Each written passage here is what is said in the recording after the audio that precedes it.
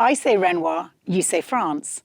I say Constable, you say England. At least I hope you do. I say Van Gogh, you say Holland. Who knows what the alchemy is that creates these reputations? But some painters seem to become the embodiment of their countries. Well, let me add to that list. I say Grigorescu, you say Romania.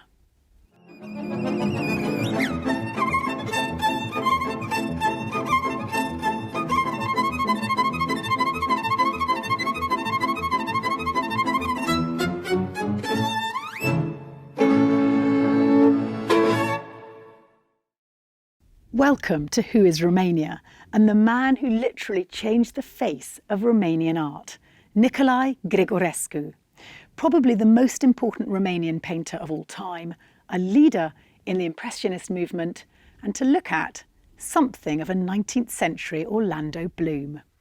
What made him so phenomenal? Well, in a nutshell, Grigorescu had the ability to mix on his palette the very best of the international artists he rubbed shoulders with, from Millet to Renoir, and at the same time immortalise the spiritual essence, the beauty of the Romanian countryside. 1848, the year that revolution rocks Europe. Grigorescu, aged 10, had moved to tormented Bucharest. His father's early death meant that Grigorescu's passion for art had to make money from the get-go. So where did he start? Well, even today, in most Romanian homes, when you enter a house, don't look at the paintings on the wall, but look at the corners of the rooms. There's sure to be an icon or two looking down, watching your every move. Doamne ferește. So that's where our young Grigorescu starts. He knows he's got to get a gig in that world, so he hangs about outside and finally gets a gig inside one of the very best makers of miniatures and icons in Bucharest, the workshop of Anton Cladec. His dream, of course, is to ultimately study abroad, and for that, he has to scale up. So you see him move from painting small icons to much bigger spiritual canvases, churches and monasteries, and probably his most famous, impressive work in this field is Agapia Monastery in Moldova. There you can really see how he captures the Renaissance style, the lines, the colours, the shapes. There's something of Titian, of Da Vinci. He says, icons. They must be made with warmth, to vibrate with one's soul. Otherwise, they are nothing but photographs. And I challenge you, even if you're a non-believer, a layperson, to look at his work, his paintings in monasteries, and not be moved by it. As for Grigorescu, you don't become Romania's most famous painter without a bit of political piggybacking. So you see him depart from his iconography in 1856 and serve up the most exquisite historical composition, Mihai Scăpân Stândardul, Mihai Dropping the Flag.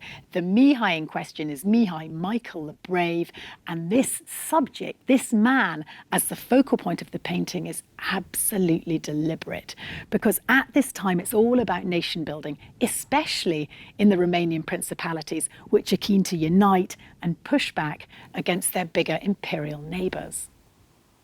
So it's no coincidence that he's in the picture presented by Grigorescu to politician Bărbuș Șterbi, who in fact was in his own time 2 times leader of Wallachia. But Bărbuș Șterbi, this Romanian politician, does not give Grigorescu the money that he needs. But he didn't have to wait long. It's after Agapia Monastery he hits jackpot when politician Mihail Cogleșanu, who was soon to become the Prime Minister of the recently united Romanian principalities, spots his talent and backs him. So where does he go? France. Where else? He drops his saints and angels and wins a place to study at Beaux-Arts de Paris. It's there that he soon joins the famous Barbizon group. This is a school of artists who are inspired by the Romantic movement. Grigorescu soon becomes the man of the moment. The good and the great of European high society start to buy his art, and among them is the Emperor of France. In this context, Napoleon III is pretty significant because he was an early backer of Romanian unification and independence from the Ottomans. So this relationship between Grigorescu and Napoleon is interesting.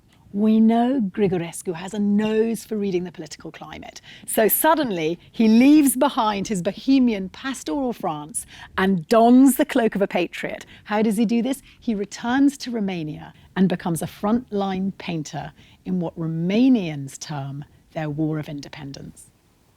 Back then, frontline painters were the equivalent of photographers. But of course, Grigorescu was never simply going to copy what he saw. He interpreted it. And it's the Ataque de la Shmordan, the attack of Shmordan, which is really a historical masterpiece like no other. The composition is simple. In the foreground, you have two fallen men, one a prostrate Turkish soldier, the other a Romanian. And then beyond and around them is the infantry, bayonets in hand, crouching, moving relentlessly forward. That expression, their hunched backs. And it's the multiplication of that image that gives this idea of a heroic symphony, men moving onwards towards danger, death, greatness. Icons, churches, landscapes, war. It's perhaps no surprise that when Grigorescu eventually retires, he moves to the Romanian countryside. And that's when his paintings become more blurry, the colours less intense, but no less beautiful. You see, he was beginning to lose his eyesight. There is a deeply personal note in these works, something sublime beyond pain. This white period, as the specialists call it, is when we see him really reach the peak of artistic maturity. And that is when he captures the real poetry of deep Romania.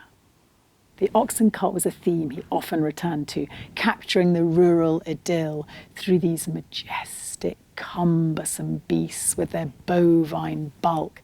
It is ironic, perhaps, given the peaceful theme of his final works, that he died in 1907, the year of the most violent, unprecedented peasants' revolt in Romania.